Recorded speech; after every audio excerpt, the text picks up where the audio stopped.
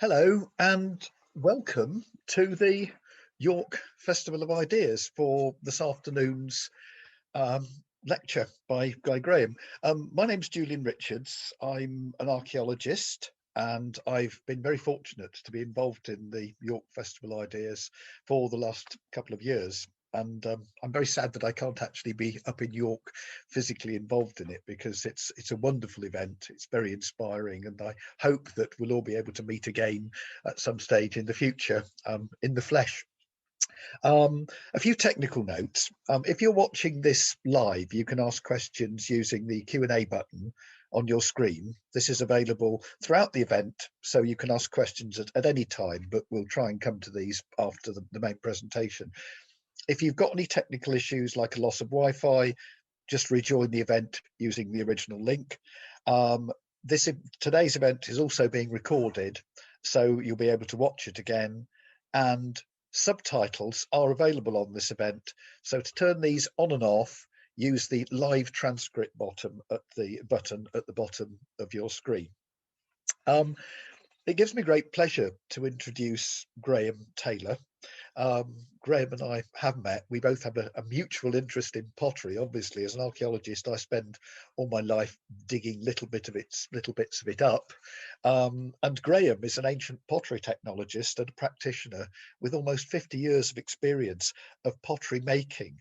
And to me, what's so important is Graham uses ancient methods, ancient clays and tools, builds replica kilns, trying to, if possible, to use only the technology and the materials that would have been available to the original potters. And this is really what archaeology and the study of the past is all about, to try and make that connection with people in the past and to understand how they created the objects that they've left behind for us. And this is what Graham does so well. He reminded me that the last time we'd met at a ceramics event, he was demonstrating some Roman pottery, some very sort of high quality Samian pottery, which I rather dismissively referred to as Roman Tupperware, because anybody that knows me knows that I like prehistory more than the Roman period. But what's fascinating about this afternoon is that Graham is going to address a question that, as an archaeologist, I've often asked. Why is it that at the end of the Roman period, technology seems to go backwards? So without any more ado, we will turn over to Graham's talk, which is entitled Post-Roman Pottery Production, Why the Wheels Fell Off. And I hope you enjoy it. Hello, I'm Graham Taylor of Potted History. I make replicas of ancient pots, trying to use as far as possible the same techniques, materials, tools, kilns as the original makers did. And in doing so, I gain certain insights into, firstly, how certain kinds of pots are the way they are, and the lives of the people who made and used them. When I'm out demonstrating, usually on Roman sites, the techniques used by Roman potters, one of the questions that I'm asked almost every time is why, at the end of Roman rule, or the end of Roman administration of Britain, do the Brits abandon the use of the potter's wheel and adopt hand building as their technique for making pottery. I use the term hand building because I sort of like to avoid the term coiling. It sort of conjures up that idea in your mind of the thing that you did at primary school of getting little sausages of clay and piling them on top of one another and scraping them together. And basically ancient pottery making was almost never like that. It's generally a much more robust process that starts off with a piece of clay from which you build a thumb pot and onto which you then add material. Yes, in coils or in rolls, but that material is then used to build the pot, not simply stacking coils on top of one another and scraping them together. And the pot you see me building here is one I made for the Geoffrin exhibition, find from Brian Hope Taylor's excavation and of the time period that we're talking about. the evidence for that method of building, as opposed to the thinner coils, is in the pots themselves from all sorts of different time periods. These two you're seeing here are very early pots, but they are built using this more robust coiling technique. And when they're broken, quite often they will come apart in a diagonal sort of joint through the pot. I believe partly this is due to the fact that when they were often made in the domestic house, around the domestic hearth, and at a time when the nearest bathroom might be several millennia away, you're likely to have slightly greasy hands. And if you do have slightly greasy hands, the pots might not join entirely correctly. And here I've done an experiment where I put some butter onto my hands before I built the pot, built it in the way I'm talking about, and then afterwards, after it had been fired in an open fire to around about 700 degrees centigrade, I deliberately dropped it. And the way it came apart, well, you can see here, it's come apart in these diagonal stripes through. And I then did an experiment where I made a pot by alternating bands of red and white clay, and then cutting through the pot to show what happens within the pot, and this is what you see. So I think my method of building these pots is pretty much correct. Not for every prehistoric or Anglo-Saxon pot that exists, but certainly for many and for most. Certainly the story's been told that pottery making arrives in Britain around about 6,000 years ago with the first farmers in the Neolithic, and that for the next 4,000 years the people of Britain carry on making pots entirely by hand and almost entirely fired in open fires. 43 AD, the Romans arrive and they bring with them the pottery making technology of the potter's wheel, mould-made ceramics, kiln-fired ceramics, mass production of ceramics. And then in 410 AD, we get the Dear John letter that tells us we're on our own, the rescript of Honorius that says, look to your own defences. At that point, we've got all sorts of barbarians coming in on the east coast, bringing with them their Iron Age culture. And almost immediately the Romans have gone, we move to making handmade pottery, abandoning all that wonderful technology that they brought to us. The reasons given are often quite bizarre. The idea that the Brits, having thrown off the oppression of Roman rule, don't want anything to do with Roman technology anymore, so they go back to their old ways. It's nearly 400 years the Romans have been here in Britain. Nobody remembers the old ways. It'd be like us, going back to the Tudors. Doesn't make any sense at all, really. Other ideas are that with the end of Roman rule, all the Roman potters leave Britain, and the Brits don't know how to do it for themselves, so they go back to hand-making pottery. That's also nonsense. We know from excavations at places like Vindolanda, Binchester, Bird Oswald, that life continues after the end of Roman rule. The same people are still here mostly, and they're carrying on with the crafts and the ways that they've carried on in the past. One of the things is that it suggests that in some way hand-built technology is inferior to wheel-made pottery. And certainly with Anglo-Saxon pottery, that's not the case. Pots like these urns, for instance, are in no way inferior to wheel-made pottery.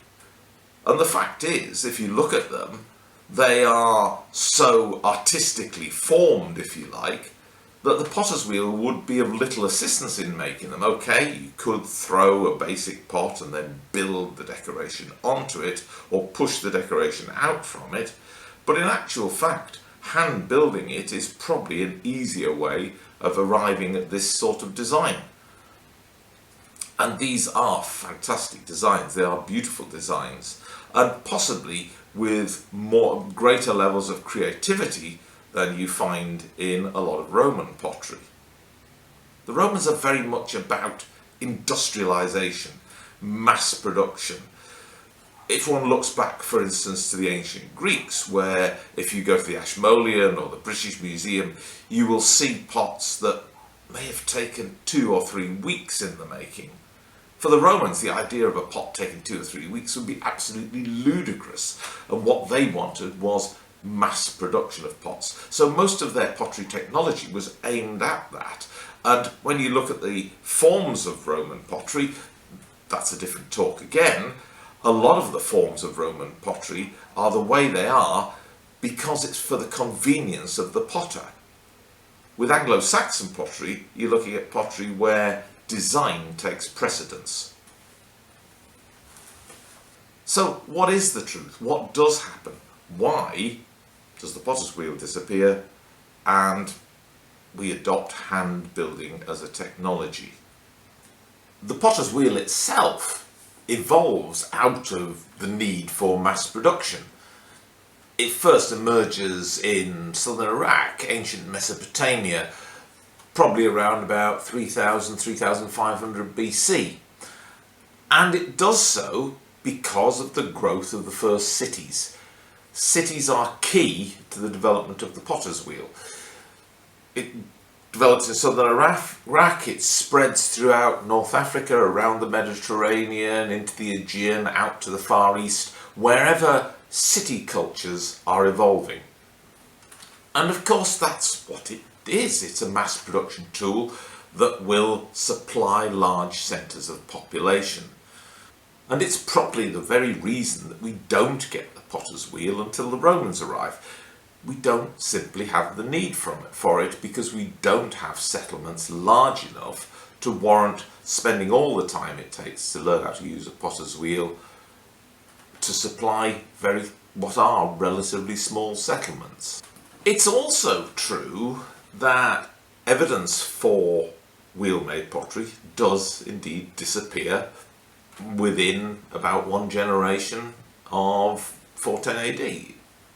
It's pretty much by the end of the 5th century, there's pretty much no evidence for wheel-made pottery being created in Britain at all. Still being imported. The likes of Tintagel Castle show that amphora and the like are arriving from the civilized world, and the rich are still well supplied, but the average people on mainland Britain, nothing at all. And probably to truly understand what happened, it's necessary to understand what constitutes a potter's wheel in the first place. The potter's wheel probably evolves out of the need when you're hand building a pot to be able to rotate it round so as you can get to all sides of it and so as you can work around the pot and build yourself quite an even form. Even here in Britain there is evidence from Barnhouse in Orkney of pots that have the impressions of a grass mat into the bottom of them. That impression shows that the pot was built on the mat while the clay was still soft, and a little bit of sand on a flat stone with the mat on top of it would certainly have allowed you to rotate the pot relatively easily. Certainly not fast enough to throw, but nevertheless allows you to rotate the pot relatively easily. The next step up, of course, is to mount your board or platform onto a pivot so as it will rotate a little faster. And the evidence you see for this is probably where you've got hand-built pots where the rims or the tops of the pots have been finished off very evenly by rotating the pot at a slow speed while holding a hand with possibly a wet piece of cloth or whatever to finish off the top of the pot. The next step up is the hand wheel.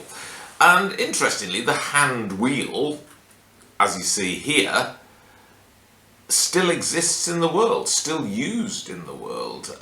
Richard Carton has looked at this in the Balkans quite a lot and found a lot of potters were still using this potter's wheel until very recently and possibly still to this day. It allows you to form pots by actually throwing, but of course, because it has no real weight to it and can't continue spinning for any great length of time, it is quite tricky to use and involves pretty much throwing with one hand while you rotate the wheel with the other hand. Although, as you'll see here, I have managed to actually throw on one, the weight of the clay acting somewhat as the flywheel, and the weight of the wheel head itself, which is a fairly solid piece of wood. There's quite a lot of evidence in the Roman world for stick wheels, and stick wheels are probably the first truly fast wheel that developed, and it's likely that in Mesopotamia this is the sort of wheel they were using. Certainly the Greeks were using this type of wheel, the Romans have used it. Out to the Far East you find them in Japan and China, and in India and Pakistan and Turkey, places like that, they've still been in use till very, very recently. They're a great wheel if you want high-speed production of pots. It looks a little bit sort of precarious that you're having to pick up a stick, put down the stick, spin the wheel, get the thing going fast, then work on the pot. But you do develop into a rhythm, and it's in fact one of my favourite potter's wheels to work with. I absolutely love working with the stick wheel, and it's the one that I usually demonstrate when I'm demonstrating Roman pottery. The Romans would certainly have also had kick wheels, and there are images from Pompeii which show potters working at a ground level stick wheel like the one seen here, but there are also images of potters sitting at wheels. Now, in fairness, both images are in fact stick wheels, but from the finds of flywheels we can be pretty certain that the Romans used kick wheels. There would be nothing sophisticated like pedals or treadles or anything like that. It would have been simply kicking onto the surface of the flywheel. And the flywheel that was found at Stibbington is probably a recycled quernstone dumped into a potter's kiln. It has holes in it which suggest that it's been used as a stick wheel, but it also has a wear pattern on the edge of it which suggests it's been used as a kick wheel as well. So again, both types of wheel would have been in use in the Roman world. That's pretty much what we've got there, is pretty much the repertoire of wheels that you would have seen in the Roman world.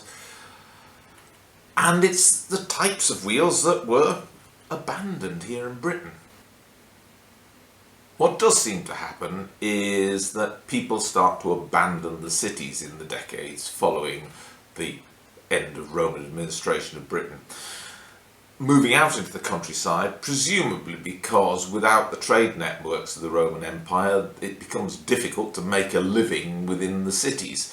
And I guess there's all sorts of other reasons as well. Certainly the people who've come into Britain at this stage are not really city dwellers. They are farmers, they are people who live a rural existence. So people are moving out of the cities into the countryside, the cities themselves falling into some decay, the population density is dropping dramatically, and much smaller settlements growing up out in the countryside.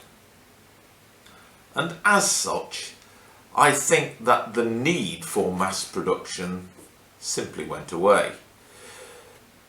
To work with a potter's wheel, you first obviously got to build one. The simple stick wheel isn't too much of a difficult thing to create, but once you've made it, you do need to store it, you do need to maintain it. And you also are going to have to learn to use it. Using a potter's wheel, it's generally accepted that it takes you 2 or 3 years to really master the use of a potter's wheel. Okay, you can bash out a few fairly crude pots on it fairly quickly, but to really actually create pottery that's functional, usable in the home is likely to take you 2 or 3 years of practice. Hand building, on the other hand, you can come up with a fairly basic pot that will function in a fairly short time. And it's certainly true to say that even throughout the Roman rule, hand building of pottery did not completely disappear. Evidence from hill forts and the like in the borders here between England and Scotland suggests very, very little Roman pottery making its way into those settlements. Even during Roman rule, people are at that stage still creating their own pottery, and I'm guessing that's the difference between a barter and a cash society maybe. But certainly hand building of pottery had continued among the native population right the way through, but not to the extent that it did before Roman rule. So people would have still known how to make a pot by hand. But supposing you do decide to continue using a potter's wheel. Okay, so you've trained to use it, you can make your pots quite quickly. In actual fact, if I'm working with a stick wheel and I've got somebody bringing me the clay and I've got somebody taking away the pots, I can knock out 100 cooking pots in a day. That's a lot of cooking pots, especially if you're living in a settlement of only 30 or 40 people. So probably didn't make a huge amount of economic sense in that way. The clay I'm going to consume takes a heck of a lot of digging and preparing. If you're hand building, you can use basic glacial clay as it comes from the ground, form it into pots. Doesn't matter about the grit. In fact, the grit and the organic material that's in that clay will assist you, because when you're open firing pots, and I mean by open firing, I mean by firing in an open fire. People often talk about bonfire firing, but I think most prehistoric pottery in Britain and probably most Anglo-Saxon domestic pottery would be fired in the domestic hearth. You can get up to temperatures of 700 or 800 in the domestic hearth without risking burning your hut down and achieve perfectly fired pot. Larger pots, more elaborate pots were probably fired in clamp kilns or possibly in pit firings as people talk about, and maybe a few potters carried on using the kiln. But basically, gritty, ordinary clay from the ground is better functioning when you're firing hand-built pottery in an open fire. As a general rule, you need fairly refined clay to work on the potter's wheel, and you need a lot of it because you're going to make a lot of pots. So you need a source for that clay. You need somewhere from where you can dig that clay. You need a place where you can puddle it, mix it with lots of water, allow it to settle out, let the grit and everything settle to the bottom, end up with fine clay, and then you need to prepare it by digging it out, drying it back to the right consistency, kneading it up and preparing it for the potter's wheel. It's a long-winded process, and again, unless you've got the market for the pots, not really worth it. Once you've got those pots, you've made your 100 cooking pots, well, you're unlikely to just spend one day on your potter's wheel. You're likely to spend several days on your potter's wheel, because so you're likely to have lots of pots. You need somewhere to dry them. If you're a potter in North Africa or Mediterranean country in the dry seasons, you can be fairly confident that you can put your pots outside, you can dry them happily, not a problem at all. Here in Britain, not so reliable. You have to have a building in which you can dry those pots.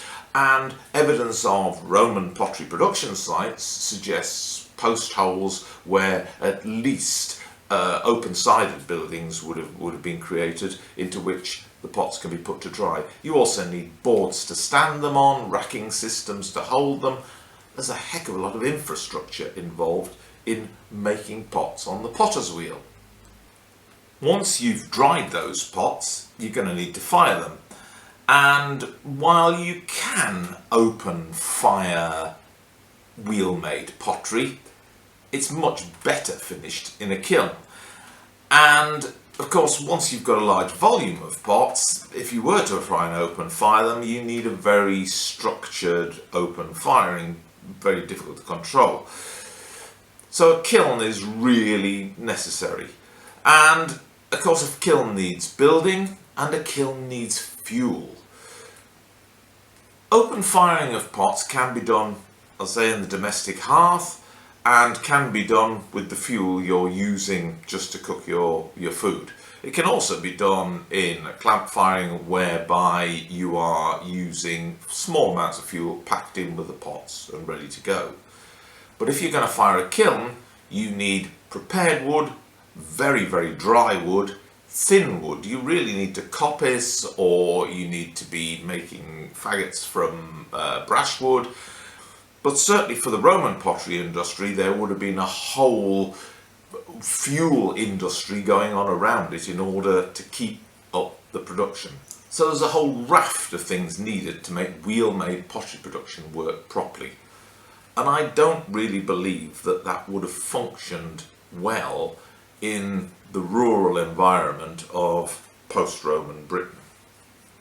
And finally, if you have overcome all the other barriers of training, equipment, fuel, clay sources, firing, etc., etc., and you do actually produce loads of pottery in your workshop, how do you move them? Because we've already talked about the fact that generally speaking population densities were low, and I suspect the transport networks were not of a level that was equal to Roman Britain.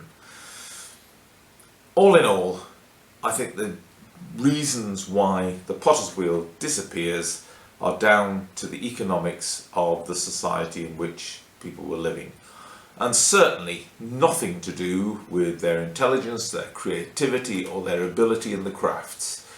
Metalwork, leatherwork, textiles, weaponry, all of these things should flourish in the post-Roman period, but they are all high value, small items that can be traded reasonably easily over distances. Pottery certainly isn't, and the barriers to actually creating it in volume, I think, were probably too great for it to continue as a major profession. If you'd like to know more about my work in ancient pottery technology, creating replica pots from the Neolithic, the Bronze Age, the Roman period, the Anglo-Saxon, creating them using ancient technologies, wheels, hand building, and firing them in open firings and kilns using replicas of ancient tools, go to my website, potteredhistory.co.uk. Thanks. Well, thank you very much for that, Graham. It's a question, as I say, that's often been in my mind as to what did happen. Because as an archaeologist, you dig a Roman site, it's going to be covered in broken potsherds and bits of ceramic building material. You excavate a settlement site from the 5th, 6th century AD, after the end of the Roman rule, and you've maybe got a handful of rather scrappy little grass-tempered sherds of pottery. This, why? I mean, I think you've explained it in some ways, but I still find it difficult understanding why there's so little pottery, why the volume of it goes down. I mean, obviously they're using a lot more organic materials, maybe wooden bowls, leather, things like that, but it's just such an extraordinary sort of cut-off to me. Yeah, I think to a large extent, um, the Romans view pottery as being a disposable. It's a disposable product. It's something which is produced in volume. You don't worry about it too much. I agree with you that there is a strange drop in the quantity of pottery used. I think maybe Anglo-Saxon cuisine doesn't require quite so much pottery. Maybe certainly, the Romans have this huge repertoire. Mortaria and cooking pots, and all sorts of different vessels that they use. Maybe there's a more limited repertoire of pots going on, but you're right, there is a huge drop. But I do think it is down to the idea that you're making pots in your own home. The other thing, of course, about open-fired pottery is it does not survive well in the archaeological record. I've done techniques where experiments where I have made open-fired pots and left them out on the surface for a couple of years, and they're almost completely gone. So if they're discarded and not buried, I think they degrade really quickly. And what surprised me when watching that process happen was I made a Bronze Age urn and open fired it, and left it. We're talking about a collared urn, quite a substantial vessel, left out on the surface. Frost got it the first year. It Oh flaked. yeah. It flaked into little thin flakes. Then insects started moving in between the flakes and laying eggs. At which point the birds started taking interest in it and scattering it all over the place. So I think, when you've got open-fired pottery, that's what happens to it. Roman kiln-fired pottery, you can leave it on the surface for a couple of thousand years; it'll be fine, not a problem. So I think You're obviously fonder of the Romans than I am, Graham. Um, no, I'm just not particularly in actual fact, but their industry does fascinate me. That they produce, and as I say, they're all about mass production. They really are about mass production and not about the delicacies. People talk about high status Roman pottery. I don't believe there is such a thing as high status Roman pottery. It's all mass produced okay. Roman Tupperware. Yes, yeah. I mean, there are some questions sort of that I'll turn to in a minute. But there's just a couple of things, just a couple of observations. It was very interesting right at the beginning that you used the term building, because of course this is a term that is still used by contemporary African potters, isn't Yeah, it, to describe yeah, the way that they create huge vessels yeah. sometimes. And Um, I did spend 20 years living in rural Africa, so right, so you'll have seen yeah, this, yeah. yeah, yeah, The other thing is as well that this distinction between the crude hand built, the more sophisticated wheel made, sometimes it almost seems to be a matter of choice amongst potters, because you showed examples of Roman pottery from the Dorset industry, the Dorset black burnished ware industry around Poole Harbour. Well, yeah, they seem to have sort of experimented with wheel making pottery, and then sort of gone, no, actually, we quite like the way we've been doing it before, and carried on hand building pots that are so fine and neat looking. yeah, And the other thing that's always staggered me is that the beautiful medieval jugs that were produced around Salisbury at Laverstock, sophisticated glazed tableware, they're hand building those things. And yeah. you sort of, this must just be the choice of the potter, that they can make things as efficiently using their hands as they could using a wheel. Yeah, well, certainly, and as I said, to an extent, one of the things that is happening in Britain in the post-Roman period, of course, is that the people who are coming in from Northern Europe, they're not Romanized at all. They are still basically Iron Age people. They have been bringing in what Yeah, would have been a return, if you like, to an extent of our Iron Age culture. But I mean, what you're saying. I've got this little vessel next to me. This is what's known as the Kempston window urn. It has a little piece of Roman glass set into the bottom of it, which is the Anglo-Saxons utilizing Roman things. But that vessel there, um, it it's a difficult one to make, but it's easier to make it by hand than it would be to wheel throw it and then start to mess about with it. So there is an element of the vessels that they're making, particularly the more elaborate ones, are probably better made by hand than they are on a wheel. So you're right, there is an element of choice here. There is an element of, well, it doesn't really make a lot of sense to actually bother with the potter's wheel. yeah. Well, there's quite a lot of questions that have come in, Right. Okay. Graham. It's lot of interest. Um, one asking, is there any archaeological evidence for the sort of type of wheel that you were using? Presumably the what looks like a wheel driven by a stick. Yes, yeah, very much so. I showed the Stivington wheel, which is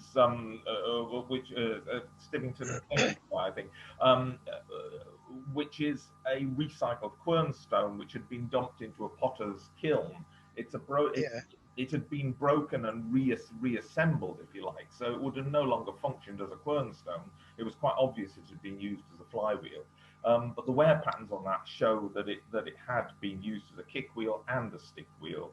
But more importantly, archaeological evidence for the type of wheel that I'm using. As I say, there's a couple of frescoes in Pompeii, which due to the sort of Italian problems with copyright, I can't show you pictures of. But there are two frescoes there showing potters using the type of wheels I'm using. But the use of the cartwheel goes right back to the Greeks. We've got illustrations from the Pentascufia votive tiles of potters using that type of wheel. and it comes right the way forward into the medieval. If you go to a nice illustrated medieval Bible, you'll find is it Joshua in the House of the Potters, illustrated with a medieval potter in there, almost always using this type of stick wheel. So it spans a long period of time and is still in use. So yes, very much lots of archaeological evidence for it. Okay. One question that's come up is when did the wheel reappear after this hiatus? Well, really, and I think you'd probably agree with me, it really waits until the sort of monasteries and settlements around monasteries start to expand and grow before you really see the wheel coming back with places like Thetford, the sort of Thetford ware and stuff like that. I Yeah. mean, would you agree with that? Yes, I mean the potteries around Stamford and Thetford, but I mean what's I mean we're talking here about what the 10th, 9th, 10th century. It's a long Um, time. It's yeah, quite long. So I think you probably see it in the eighth, but only a little bit, and really it does take a long time to get re-established. And I think it is, again, it's seeing the growth of sort of larger settlements suggests to me that it is a major element in the adoption of the potter's wheel or the re-adoption of the potter's wheel. yeah. There's an interesting question as well, or one or two that have talked about the structure of the Roman pottery industry, because I think we're assuming, aren't we, that because of the fact that it is more industrialized, that there is it's an industry. People are professional potters. They're Yeah, not making the odd pot for their own use. no. And was there an apprenticeship system? Do we know anything about how it was organized in terms of because when you can look at a modern pottery and there's somebody, well, obviously pre-industrial, there's somebody mixing the clay, there's somebody, so the apprentice is turning the wheel while the Yeah. potter throws, and then another dog's body is stacking the kiln. Do we have any evidence about how it was all organized? We don't really. I mean, I suspect it would be family operations to a large degree. Um, Certainly when you're looking at the smaller scale potteries, if you look at what's going on, say in the New Forest or even along Hadrian's Wall, where you've obviously had small little pottery productions, possibly even itinerant potters who are moving around. But I don't think there's any evidence, there's any definite evidence for exactly how they structured this. And people often say to me when I'm demonstrating with a stick wheel, they say, "Oh, wouldn't you have a slave doing that?" And I always say, "Well, I doubt a potter would have been rich enough to have owned a slave. And secondly, with that stick wheel, I can't throw the pot while somebody's spinning it with a stick because I'll lose my hands. So it doesn't make sense to have two people doing one person's job, basically." But yeah, certainly lower level jobs within the pottery industry would be preparing the fuel, preparing the clay, digging the clay. All of these things. There would have been a lot of low status jobs. I doubt that in a major pottery production area, the throwers would have been doing all those things. I suspect there would have been a demarcation of labour within there. It just makes sense from the point of view of best use of time, if you like. And Romans are, I do believe the Romans are always into best use of time. That's what they're, you know, they're high speed producers. That's what they are. Yes, another interesting question that I suspect, as an archaeologist, I might be able to answer, which was somebody's asked as to whether you can distinguish pre-Roman hand formed pottery Yeah, from post-Roman hand formed pottery. And I mean, I think you'd agree with me, wouldn't you, that the pottery of the late Iron Age is actually quite sophisticated and well made, and there are hints, surely, at the very end of the Iron Age that there is some use of a wheel yeah, or some form of a wheel. You were talking about turntable, slow wheel. Whereas the stuff that is made, after the Roman occupation. I mean, people rather disparagingly refer to it as looking like bits of badly chewed dog biscuit, don't yeah, they? yeah. It's That's, sort of yeah. small lumpy bits of pottery with usually with a lot of burnt out grass impressions in it. So from an archaeological point of view, you can certainly tell the difference, can't you, between Well, those you can. two types And, of and, hand made pottery. and I think you'll have had the experience of you sort of dig a sort of Romano British hill fort type site or small settlement type site, and you'd be lucky to find even little bits of those chewed dog biscuits because they don't survive well. They're really, really poor quality. And certainly in the north of Brittany, where I live, and I live north of the wall, so I'm in true barbarian territory. It is absolute rubbish, that stuff in the very late Iron Age. But you're right, certainly further south in Britain, beautiful pots being produced, and probably on some sort of turntable, although not. I don't think there's much evidence for a fast wheel. Yeah, not for fast work. I mean, the interesting thing about the lack of the post-Roman pottery from an archaeological point of view, again, is that when people were digging Roman sites in the past and up to comparatively recently, there was a tendency to strip off all the top layers very quickly to get down to the mosaics and the walls and the buildings, the recognizable elements. And so a lot of that post-Roman evidence probably disappeared into the spoil heap, didn't it? Yeah. There's another question about, which I think sort of moves on to something else about waterproofing, because of course, you haven't touched on the idea because you're talking about production, but the idea of glazing as well, of making, because of course, how do you make a porous earthenware pot waterproof? Basically, you cook in it, and you allow the residues from your cooking to seal it. Having spent a long time myself living in rural Africa, where people still make pots in hand-built pots, fired in open fires. They cook in them. They generally cook a thin porridge in them as one of the first meals in there. And I have often commented that I think if you're cooking in porous cooking pots, you have to get used to the flavour of burned, because Yes. it will get into the pot. There will be that sort of a flavour. But of course, you can seal pots by doing various things. Oil lamps, for instance, were probably sealed for oil by boiling them in milk. That seals the pores. But it is interesting that the Romans never do really adopt glaze in Britain. There's other places in the empire where they're producing glazed ware, and certainly some glazed ware gets imported into Britain, but they never really adopt it as a thing in Britain.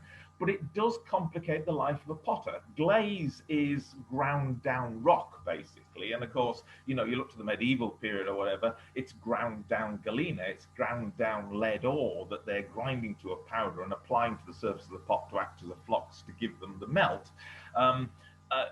It demands a lot of processing. The Romans, when they surface pots, they tend to do it with slips or with we've got color-coated stuff, which I think is probably using residues from the iron industry, their iron industry, to coat things like their hunt cups and things like that. But the advantage of slips over glazers is that you can pack all the pots together, and if you the sort of fast-moving packing of the kiln you might have seen in the middle of that video of mine there,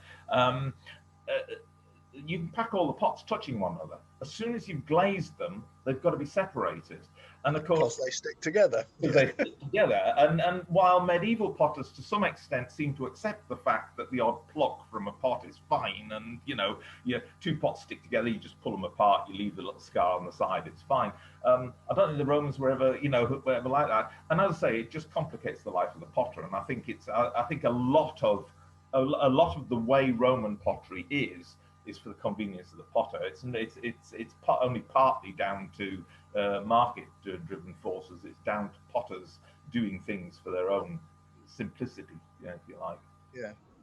There's a very interesting specific question, which is sort of slightly off the subject, but somebody's asked, why do amphora have pointy bases Well, when they won't stand up?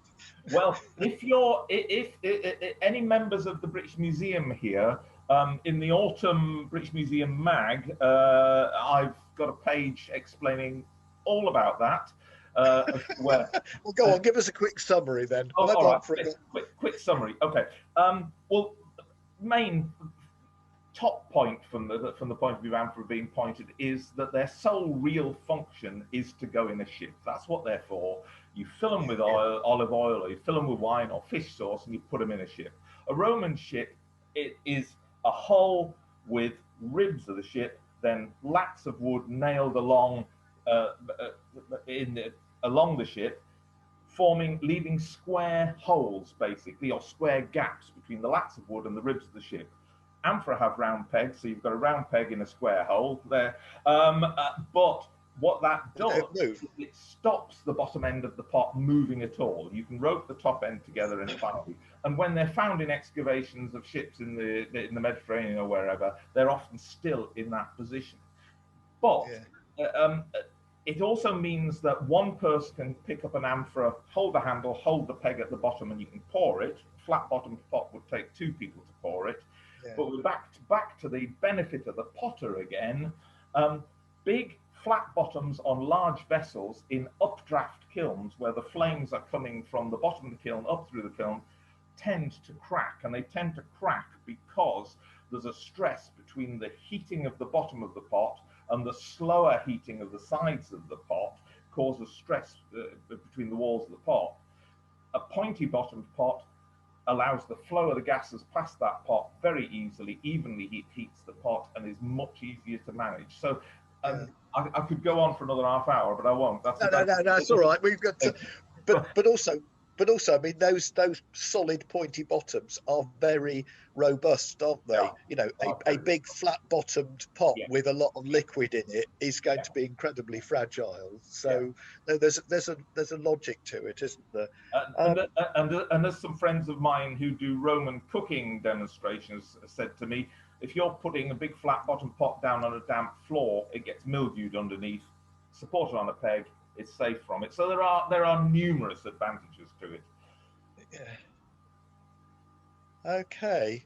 Well, I think hopefully I've answered most of the questions that people have asked. I'm just having a quick look. We've had some very nice comments from people about and I think both of us, the archaeologist and the potter, are quite relieved that the technology actually seems to have worked here.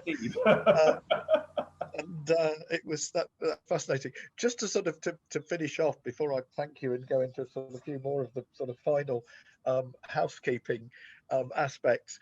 When I was digging in Norway as a student back in the 1970s, I was absolutely fascinated by the fact that on a Viking period site, where there was superb woodwork, metalwork, stone carving, no pottery. No.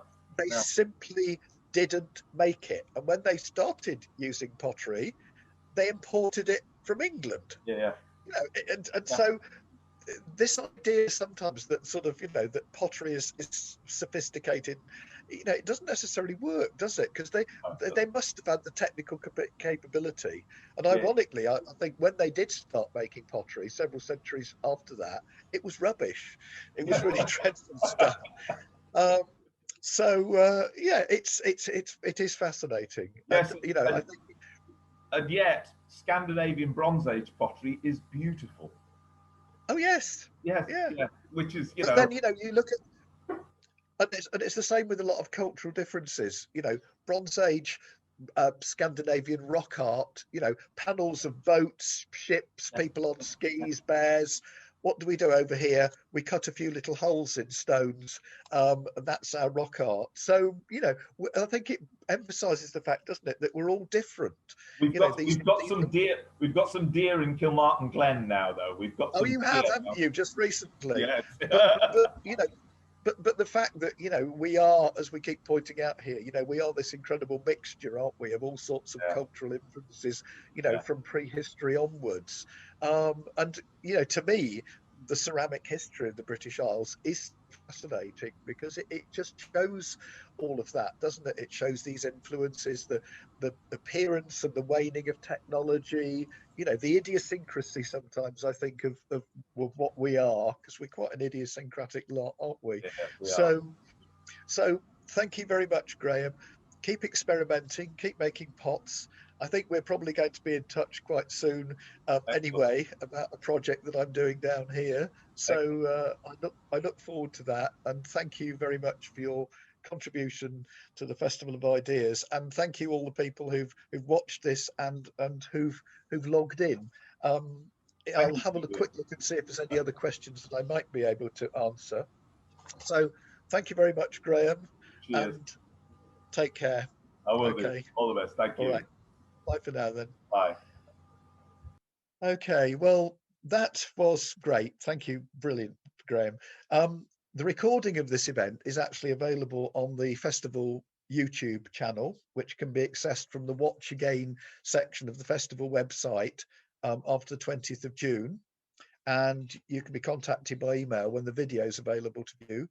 Um, I do hope that you'll carry on being engaged with the York Festival of Ideas. You know the website, hopefully, yorkfestivalofideas.com, a fairly logical one there, for full details of all the events in the festival programme. And we'd love to hear your thoughts about these events.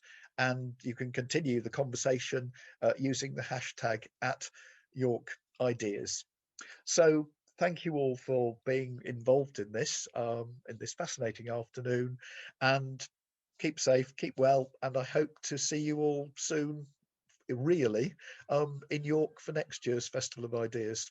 So thank you very much, and goodbye.